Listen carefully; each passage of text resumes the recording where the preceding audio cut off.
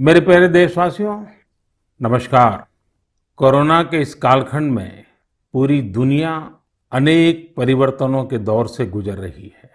आज जब 2 गज की दूरी एक अनिवार्य जरूरत बन गई है, तो इसी संकट काल ने परिवार के सदस्यों को आपस में जोड़ने और करीब लाने का काम भी किया है।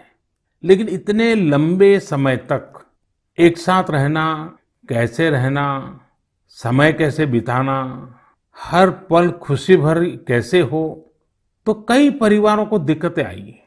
और उसका कारण था कि जो हमारी परंपराएं थे, जो परिवार में एक प्रकार से संस्कार सरिता के रूप में चलती थी, उसकी कमी महसूस हो रही है।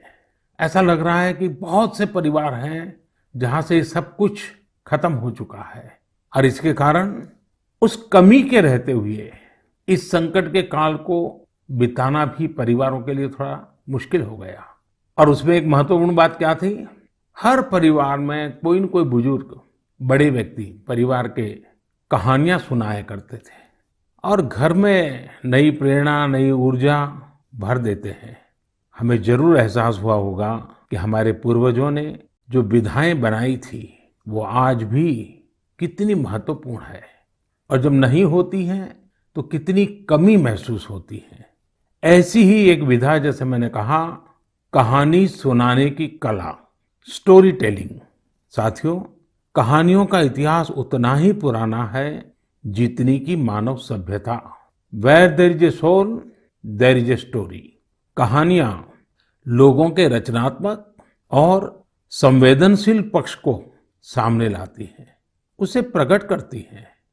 कहानी की ताकत को महसूस करना हो तो जब कोई माँ अपने छोटे बच्चों को सुलाने के लिए या फिर उसे खाना खिलाने के लिए कहानी सुना रही होती है, तब देखें।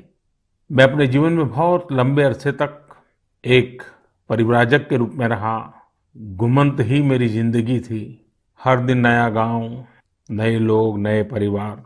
लेकिन जब मैं परिवारों में जाता था तो मैं बच्चों से जरूर बात करता था, और कभी कभी बच्चों को कहता था कि चलो भाई मुझे कोई कहानी सुनाओ।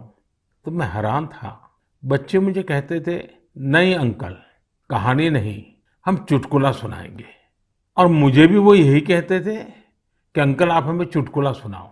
यानी उनको कहानी से कोई परिचय ही नहीं था। ज्यादातर उनकी जिंदगी चुटकुलों में समाहित हो गई थी। साथियों, भारत में कहानी कहने की या कहें किस्सा गोई की एक समृद्ध परंपरा रही है। हमें गर्व है कि हम उस देश के वासी हैं जहां हितोपदेश और पंचतंत्र की परंपरा रही है, जहां कहानियों में पशु पक्षियों और परियों की काल्पनिक दुनिया गढ़ी गई ताकि विवेक और बुद्धिमत्ता की बातों को आसानी से समझाया जा सके। हमारे यहाँ कथा की परंपरा रही है। ये धार्मिक कहानियां कहने की प्राचीन पद्धति है। इसमें कथाकालक्षेपम भी शामिल रहा है। हमारे यहाँ तरह तरह की लोक कथाएं प्रचलित हैं। तमिलनाडु और केरल में कहानी सुनाने की बहुत ही रोचक पद्धति है। इसे विल्लू पाठ कहा जाता है। इसमें कहानी और संगीत का बहुत ही आकर्षक सामंजस्य होता है। भारत में कठपुतली की जीवंत परंपरा भी रही है। इन दिनों साइंस और साइंस फिक्शन से जुड़ी कहानियां एवं कहानी कहने की विधा लोकप्रिय हो रही है। मैं देख रहा हूं कि कई लोग किस्सा गोई की कला को आगे बढ़ाने के लिए सराहनीय पहल कर रहे हैं। मुझे gaathastory.in जैसी वेबसाइट के बारे में जानकारी मिली, जिसे अमर व्यास बाकी लोगों के साथ मिलकर चलाते हैं। अमर व्यास IIM अहमदाबाद से MBA करने के बाद विदेशों में चले गए, फिर वापस आए। इस समय बेंगलुरु में रहते हैं और समय निकालकर कहानियों से जुड़ा इस प्रकार का रोचक कार्य कर रहे हैं। कई ऐसे प्रयास भी हैं जो ग्रामीण भारत की कहानियों को खूब प्रचलित कर रहे हैं। वैशाली व्यवहारे देशपांडे जैसे कई लोग हैं जो इसे मराठी में भी लोकप्रिय बना रहे हैं। चेन्नई की श्री विद्या वीर राघवन भी हमारी संस्कृति से जुड़ी कहानियों को प्रचारित प्रसारित करने में जुटी है। वहीं कथालय और the Indian story telling network नाम की दो वेबसाइट भी इस क्षेत्र में जबरदस्त कार्य कर रही हैं। गीता रामानुजम ने kathalaya.org में कहानियों को केंद्रित किया है। वहीं the Indian story telling network के जरिए भी अलग-अलग शहरों के स्टोरी टेलर्स का नेटवर्क तैयार किया जा रहा है। बेंगलुरु में एक विक्रम श्रीधर है जो बापू से जुड़ी कहानियों को लेकर बहुत उत्साहित हैं। और भी कई लोग इस क्षेत्र में काम कर रहे होंगे। आप जरूर उनके बारे में सोशल मीडिया पर शेयर करें। आज हमारे साथ बेंगलुरु स्टोरी टेलिंग सोसाइटी की बहन अपर्णा अथरे और अन्य सदस्य जुड़े हैं। आइए उन्हीं से बात करते हैं और जानते हैं उनके अनुभव। हेलो। नमस्कार आदरणीय प्रधानमंत्री जी, कैसे हैं आप? मैं ठीक हूँ, आप कैसे हैं अपर्णा जी? बिल्कुल बढ़िया सर जी। सबसे पहले मैं बैंगलोर स्टोरी टेलिंग सोसाइटी की ओर से धन्यवाद देना चाहती हूँ कि आपने हमारे जैसे कलाकारों को इस मंच पे बुलाया है और बात कर रहे हैं। और मैंने सुना है कि आज तो शायद आपकी पूरी टीम भी आपके साथ बैठी हुई है। जी जी बिल्कुल बिल्कुल सर। तो अच्छा होगा कि आपकी टीम का परिचय करवा दें ताकि मन की बात के जो श्रोता है उनको परिचय हो जाए कि आप लोग कैसा बड़ा अभियान चला रहे हैं। सर, मैं अपर्णा अत्रेया हूँ। मैं 2 बच्चों की माँ हूँ, एक भारतीय वायुसेना के अफसर की बीवी हूँ और एक पैशनेट स्टोरी टेलर हूँ सर। स्टोरी टेलिंग की शुरुआत 15 साल पहले हुई थी जब मैं सॉफ्टवेयर इंडस्ट्री में काम कर रही थी।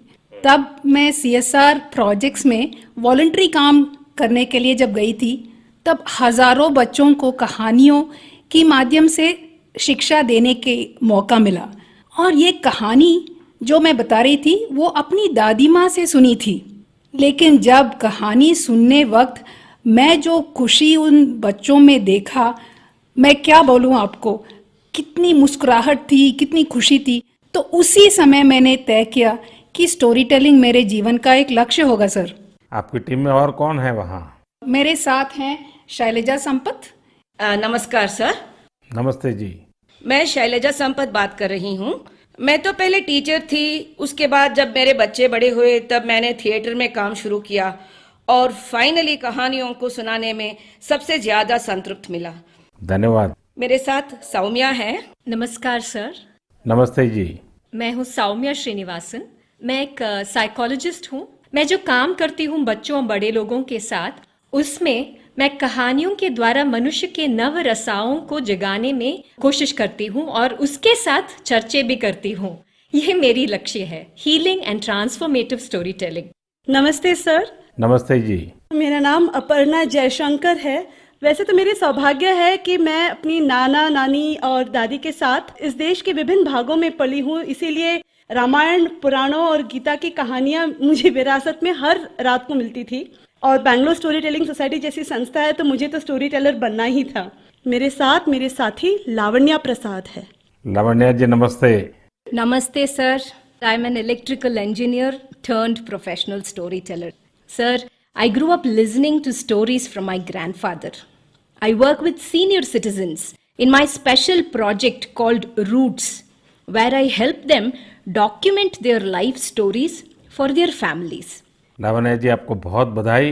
और जैसा आपने कहा, मैंने भी एक बार मन की बात में सबको कहा था कि आप परिवार में अपने दादा दादी नाना नानी है तो उनसे उनके बचपन की कहानियाँ पूछिए और उसको टैप कर लीजिए, रिकॉर्ड कर लीजिए, बहुत काम आएगा, ये मैंने कहा था।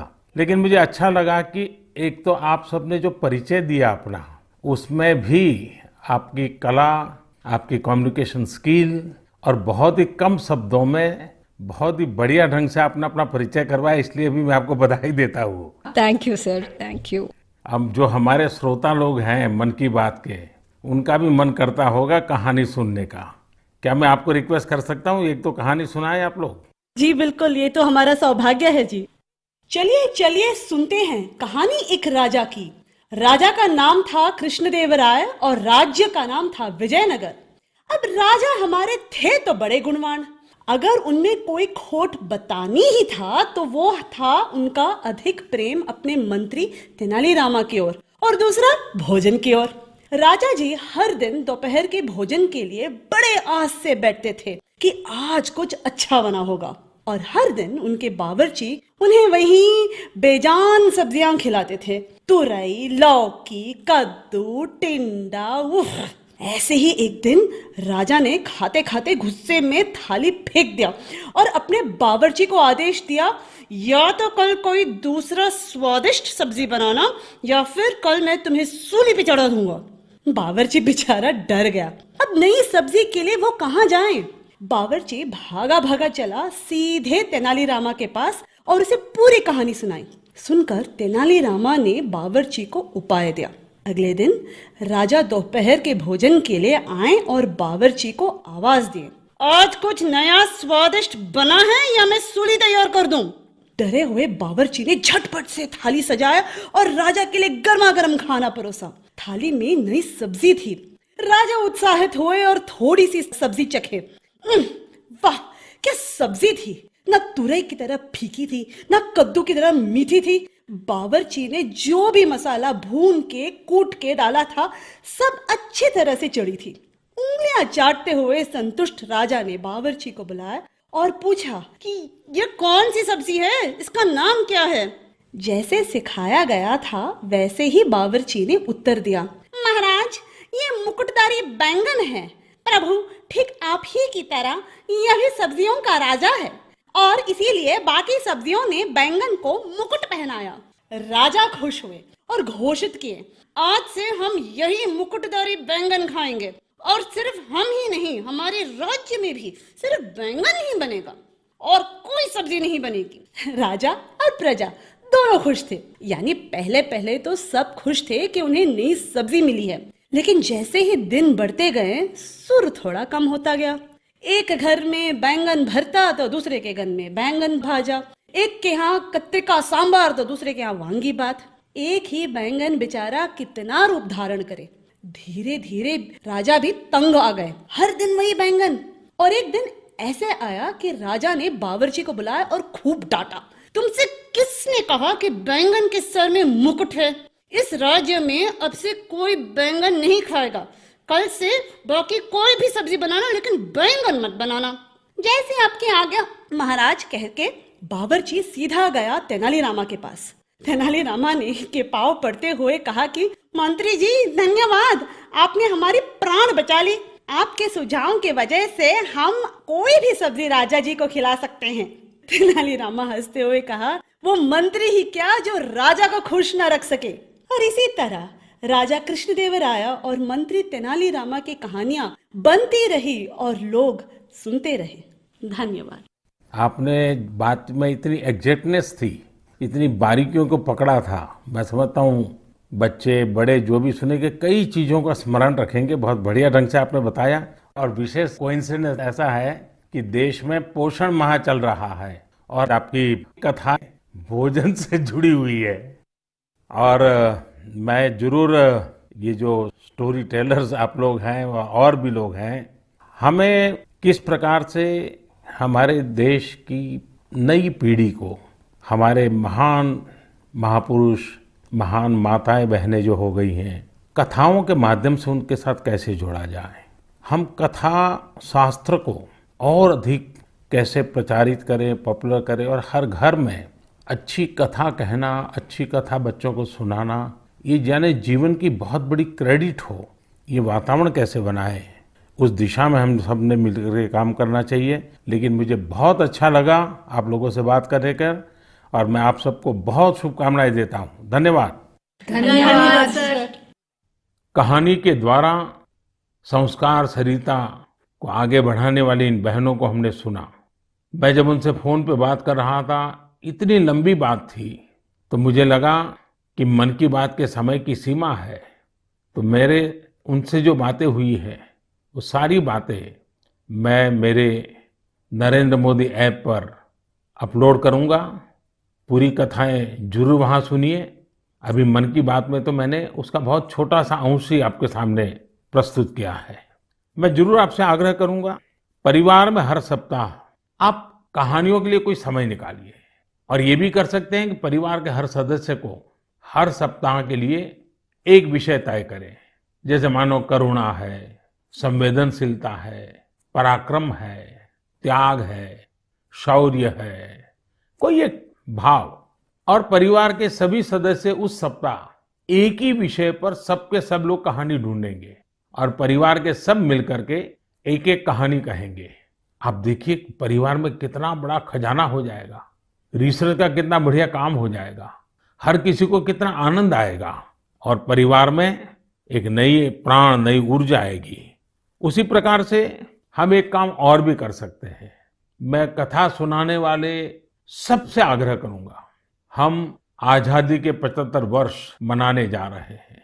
क्या हम हमारी कथाओं में पूरे गुलामी के कालखंड की जितनी प्रेरक घटनाएं हैं उनको कथाओं में प्रचारित कर सकते हैं? विशेषकर 1857 से 1947 तक हर छोटी मोटी घटना से हम हमारी नई पीढ़ी को कथाओं के द्वारा परिचित करा सकते हैं। मुझे विश्वास है कि आप लोग जरूर इस काम को करेंगे। कहानी कहने की ये कला देश में और अधिक मजबूत बने, और अधिक प्रचारित हो और सहज बने, इसलिए आओ हम सब प्रयास करें। मेरे प्यारे देशवासियों, आइए कहानियों की दुनिया से अब हम 7 समंदर पार चलते हैं। ये आवाज सुनिए। नमस्ते भाइयों और बहनों, मेरा नाम शेरू डमले है। मैं वेस्ट अफ्रीका के एक देश माली से हूँ। मुझे फरवरी में भारत में विश्व के सबसे बड़े धार्मिक त्योहार कुंभ मेला में शामिल होने का अवसर मिला। मेरे लिए ये बहुत ज्यादा गर्व की बात है। मुझे कुंभ मेला में शामिल होकर बहुत अच्छा लगा और भारत के कल्चर को देखकर बहुत कुछ सीखने को मिला। मैं विनती करना चाहता हूँ कि हम लोगों को एक बार फिर भारत विजिट करने का अवसर दिया जाए ताकि हम और भारत के बारे में सीख सकें। नमस्ते। है ना मजेदार? तो ये थे माली के सेदू देम्बेले। माली भारत से दूर पश्चिम अफ्रीका का एक बड़ा और लैंडलॉक्ड देश है।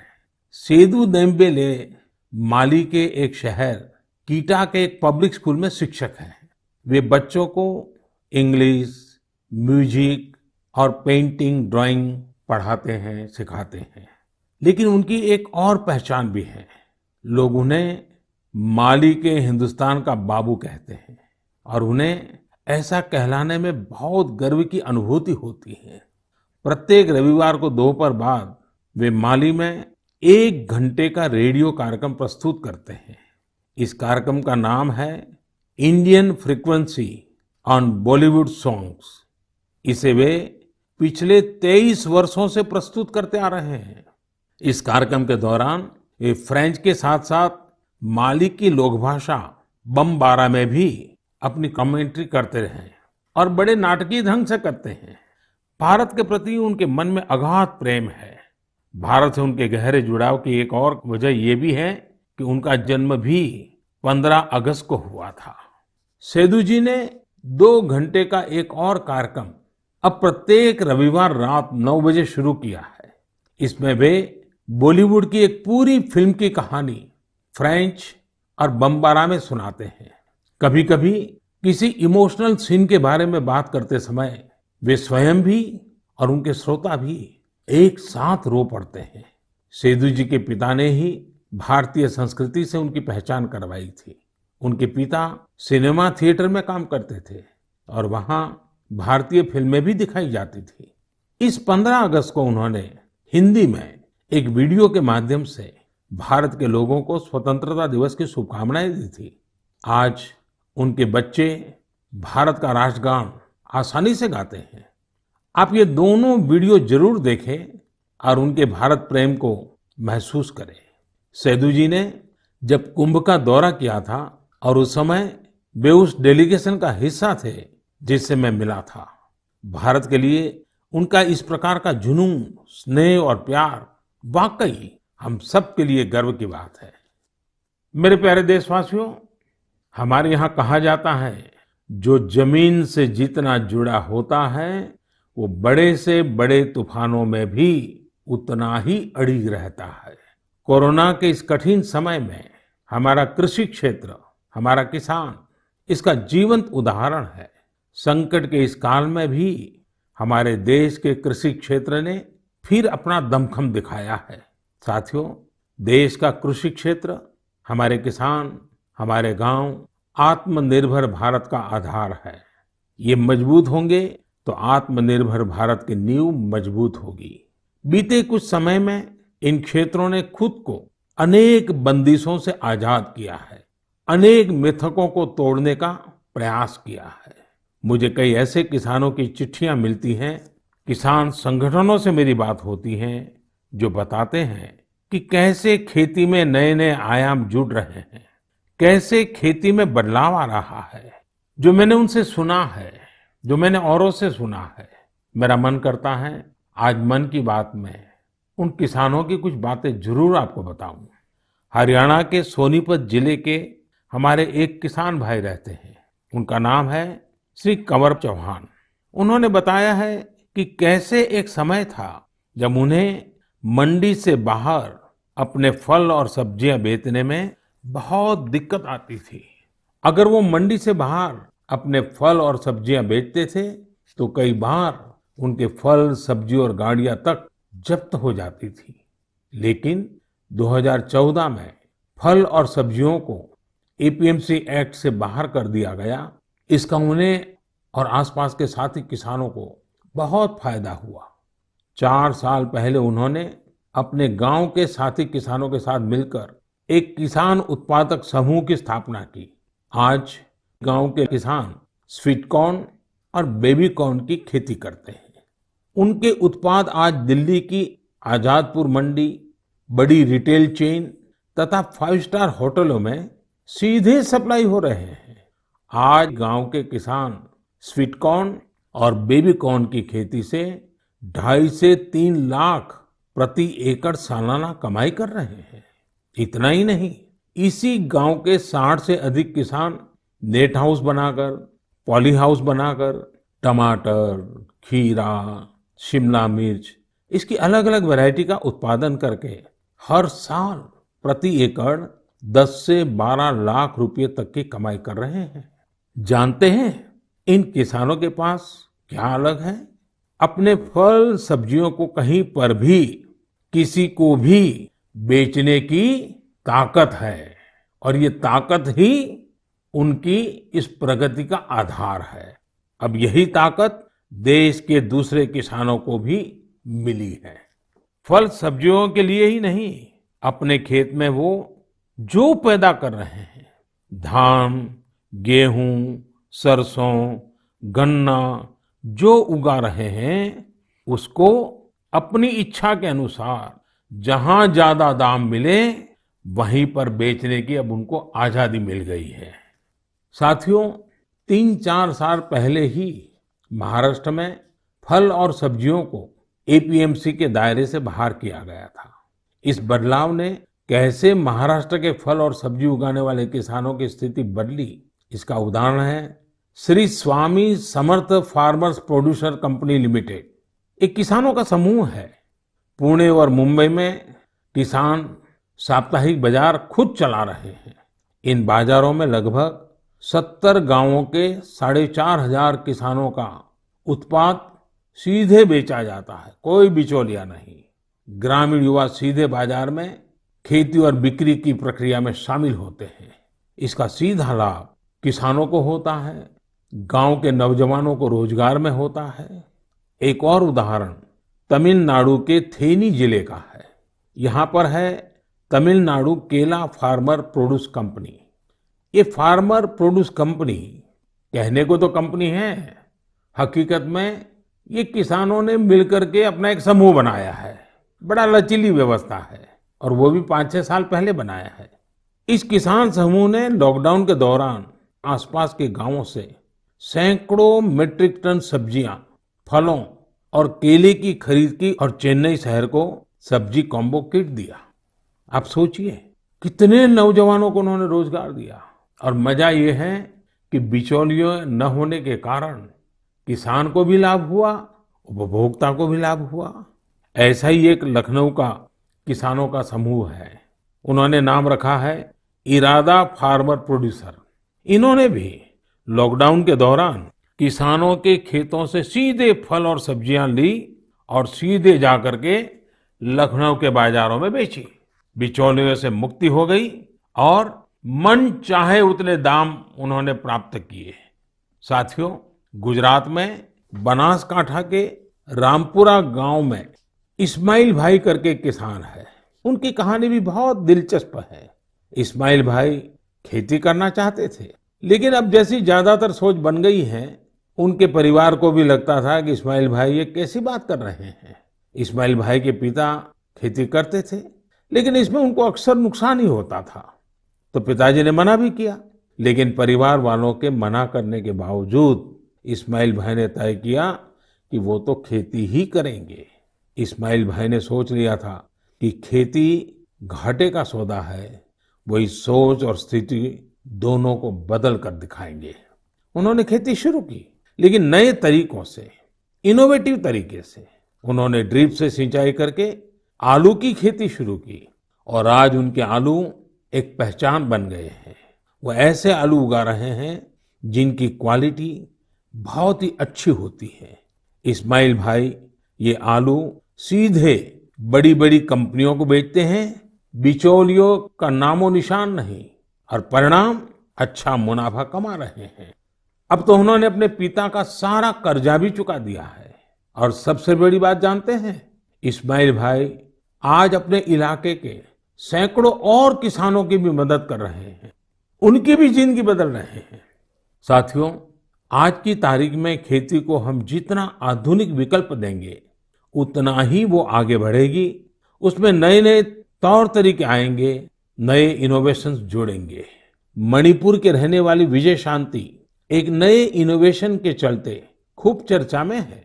उन्होंने कमल की नाल से धागा बनाने का स्टार्टअप शुरू किया है।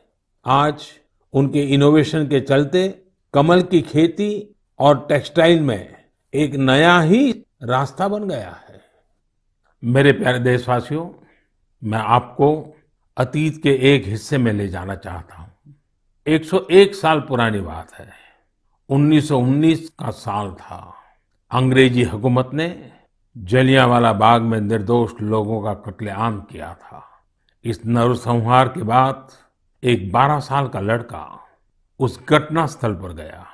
वह खुशमिजाज और चंचल बालक, लेकिन उसने जलियांवाला बाग में जो देखा वह उसकी सोच के परे था। वह स्तब्ध था, यह सोचकर कि कोई भी इतना निर्दयी कैसे हो सकता है। वह मासूम गुस्से की आग में जलने लगा था। उसी जलियांवाला बाग में उसने अंग्रेजी शासन के खिलाफ लड़ने की कसम खाई। क्या आपको पता चला कि मैं किसकी बात कर रहा हूं? हाँ, मैं शहीद वीर भगत सिंह की बात कर रहा हूं। कल 28 सितंबर को हम शहीद वीर भगत सिंह की जयंती मनाएंगे। मैं समस्त देशवासियों के साथ साहस और वीरता की प्रतिमूर्ति शहीद वीर भगत सिंह को नमन करता हूं।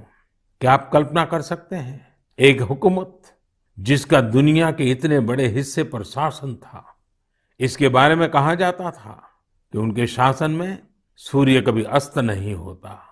इतनी ताकतवर हुकूमत एक 23 साल के युवक से भयभीत हो गई थी। शहीद भगत सिंह पराक्रमी होने के साथ साथ विद्वान भी थे, चिंतक थे। अपने जीवन की चिंता किए बगैर भगत सिंह और उनके क्रांतिवीर साथियों ने ऐसे साहसिक कार्यों को अंजाम दिया जिनका देश की आजादी में बहुत बड़ा योगदान रहा। शहीद वीर भगत सिंह के जीवन का एक और खूबसूरत पहलू यह है कि वे टीम वर्क के महत्व को बखूबी समझते थे। लाला लाजपत राय के प्रति उनका समर्पण हो या फिर चंद्रशेखर आजाद, सुखदेव, राजगुरु समेत कई क्रांतिकारियों के साथ उनका जुड़ाव उनके लिए कभी व्यक्तिगत गौरव महत्वपूर्ण नहीं रहा। वे जब तक जिए सिर्फ एक मिशन के लिए जिए और उसी के लिए उन्होंने अपना बलिदान दे दिया। वह मिशन था भारत को अन्याय और अंग्रेजी शासन से मुक्ति दिलाना। मैंने नमो ऐप पर हैदराबाद के अजय एस जी का एक कमेंट पढ़ा। अजय जी लिखते हैं, आज के युवा कैसे भगत सिंह जैसे बन सकते हैं। देखिए, हम भगत सिंह बन पाए या न बन पाए, लेकिन भगत सिंह जैसा देश प्रेम देश के लिए कुछ कर गुजरने का जज्बा जरूर हम सबके दिलों में हो। शहीद भगत सिंह को यही हमारी सबसे बड़ी श्रद्धांजलि होगी। 4 साल पहले लगभग यही समय था जब सर्जिकल स्ट्राइक के दौरान दुनिया ने हमारे जवानों के साहस, शौर्य और निर्भीकता को देखा था। हमारे बहादुर सैनिकों का एक ही मकसद और एक ही लक्ष्य था, हर कीमत पर भारत माँ के गौरव और सम्मान की रक्षा करना। उन्होंने अपनी जिंदगी की जरा भी परवाह नहीं की। वे अपने कर्तव्य पथ पर आगे बढ़ते गए और हम सब ने देखा कि किस प्रकार वे विजयी होकर के सामने आए, भारत माता का गौरव बढ़ाया। मेरे प्यारे देशवासियों, आने वाले दिनों में हम देशवासी कई महान लोगों को याद करेंगे जिनका भारत के निर्माण में अमिट योगदान है। 2 अक्टूबर हम सबके लिए पवित्र और प्रेरक दिवस होता है। यह दिन माँ भारती के 2 सपूतों महात्मा गांधी और लाल बहादुर शास्त्री को याद करने का दिन है। पूज्य बापू के विचार और आदर्श आज पहले से कहीं ज्यादा प्रासंगिक है। महात्मा गांधी का जो आर्थिक चिंतन था, अगर उस स्पिरिट को पकड़ा गया होता, समझा गया होता, उस रास्ते पर चला गया होता, तो आज आत्मनिर्भर भारत अभियान की जरूरत ही नहीं पड़ती। गांधी जी के आर्थिक चिंतन में भारत की नस नस की समझ थी, भारत की खुशबू थी। पूज्य बापू का जीवन हमें याद दिलाता है कि हम ये सुनिश्चित करें कि हमारा हर कार्य ऐसा हो जिससे गरीब से गरीब व्यक्ति का भला हो। वहीं शास्त्री जी का जीवन हमें विनम्रता और सादगी का संदेश देता है। 11 अक्टूबर का दिन भी हमारे लिए बहुत ही विशेष होता है। इस दिन हम भारत रत्न लोकनायक जयप्रकाश जी को उनकी जयंती पर स्मरण करते हैं। जेपी ने हमारे लोकतांत्रिक मूल्यों की रक्षा में अग्रणी भूमिका निभाई है। हम भारत रत्न नानाजी देशमुख को भी याद करते हैं, जिनकी जयंती भी 11 तारीख को ही है। नानाजी देशमुख जयप्रकाश नारायण जी के बहुत निकट साथी थे। जब जेपी भ्रष्टाचार के खिलाफ जंग लड़ रहे थे तो पटना में उन पर प्राण घातक हमला किया गया था। तब नानाजी देशमुख ने वो वार अपने ऊपर ले लिया था। इस हमले में नानाजी को काफी चोट आई थी, लेकिन जेपी का जीवन बचाने में वो कामयाब रहे थे। इस 12 अक्टूबर को राजमाता विजयाराजे सिंधिया जी की भी जयंती है। उन्होंने अपना पूरा जीवन लोगों की सेवा में समर्पित कर दिया। वे एक राज परिवार से थी। उनके पास संपत्ति, शक्ति और दूसरे संसाधनों की कोई कमी नहीं थी, लेकिन फिर भी उन्होंने अपना जीवन एक माँ की तरह वात्सल्य भाव से जन सेवा के लिए खपा दिया। उनका हृदय बहुत उदार था। इस 12 अक्टूबर को उनके जन्म शताब्दी वर्ष के समारोह का समापन दिवस होगा। और आज जब मैं राजमाता जी की बात कर रहा हूँ तो मुझे भी एक बहुत ही भावुक घटना याद आती है। वैसे तो उनके साथ बहुत सालों तक काम करने का मौका मिला, कई घटनाएं हैं, लेकिन मेरा मन करता है मैं आज एक घटना का जरूर जिक्र करूं। कन्याकुमारी से कश्मीर हम एकता यात्रा लेकर के निकले थे। डॉक्टर मुरली मनोहर जोशी जी के नेतृत्व में यात्रा चल रही थी। दिसंबर जनवरी कड़ाके के ठंड के दिन थे। हम रात को करीब 12-1 बजे मध्य प्रदेश ग्वालियर के पास शिवपुरी पहुंचे। निवास स्थान पर जाकर के, क्योंकि दिन भर की थकान होती थी, नहा धो करके सोते थे और सुबह की तैयारी कर लेते थे।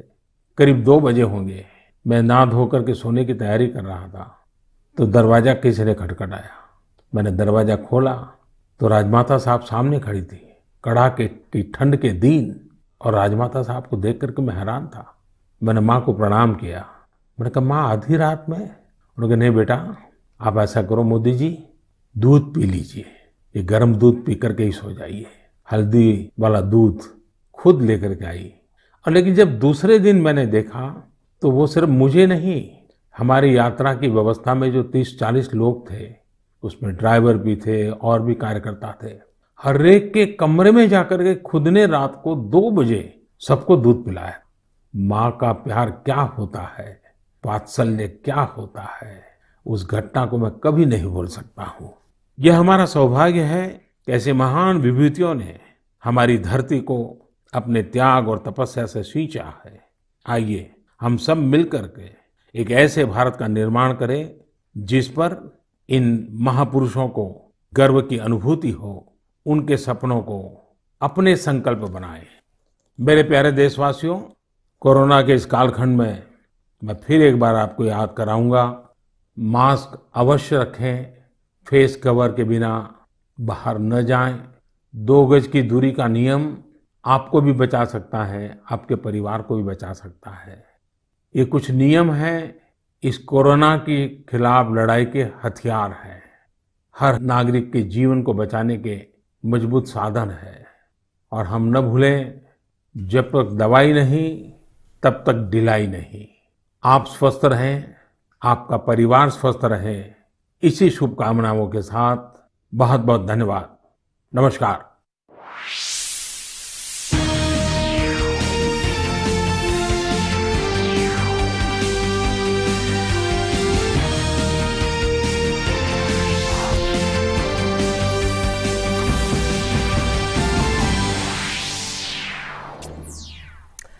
आप सुन रहे थे प्रधानमंत्री का मासिक कार्यक्रम मन की बात। आज उसकी 69वीं कड़ी थी और जिस तरह से प्रधानमंत्री ने मन की बात की शुरुआत की तो 3 अहम मुद्दों पर उन्होंने फोकस किया। सबसे पहले उन्होंने कहा कि कोरोना काल ने किस तरह से हमें साथ रहना सिखाया और साथ रहने के लिए जब परिवार साथ रहता है तो उसमें बुजुर्ग भी होते हैं और कैसे कहानियों के जरिए बुजुर्गों ने अपने परिवारों को जोड़ा है और परिवारों में कहानियां सुनाकर किस तरह से ऊर्जा, प्रोत्साहन और प्रेरणा को बल मिला। क्योंकि जो कहानियां होती हैं वो रचनात्मक तो होती ही हैं, साथ ही साथ वो संवेदनशीलता का एक पक्ष है उसे भी उजागर करती हैं।